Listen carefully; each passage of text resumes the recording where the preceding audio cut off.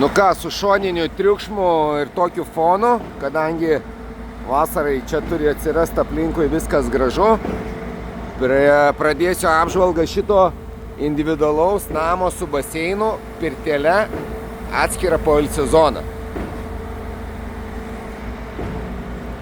Iš pirtelės, galim iššokti tiesiai į baseiniuką su burbuliatoriais.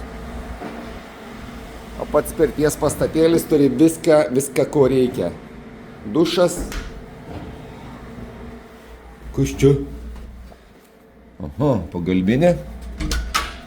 CV. VC. Nežinau kaip tart.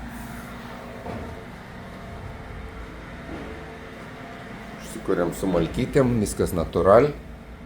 Temperatūros, gazo. Ir pumpt. Sekmadienis užskaitytas būtų. Pats namas 2,5 aukšto. Viršuje yra dar pagalbinė tokia patalpėlė, svečių kambarys.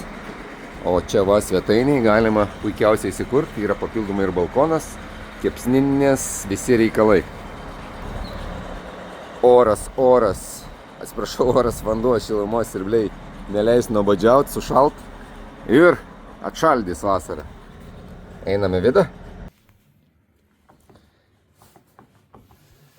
Pradedam. Pirmas aukštas, svetainė su virtuve, bio židinys.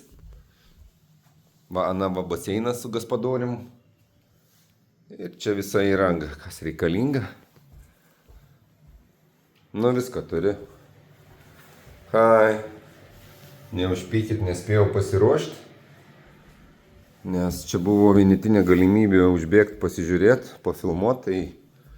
Tai jeigu ką, kaip sakant, padarysim ir geresnį. Bet principas labai aiškus, geras. Antram aukšte mes turime pagrindinį vonios kambarį su dušu. Miegamukas. Pagrindinis miegamukas, aukštesniem lubom. Ir man labai patinkanti erdvė. Gali būti darbo kambarys, drabužinė.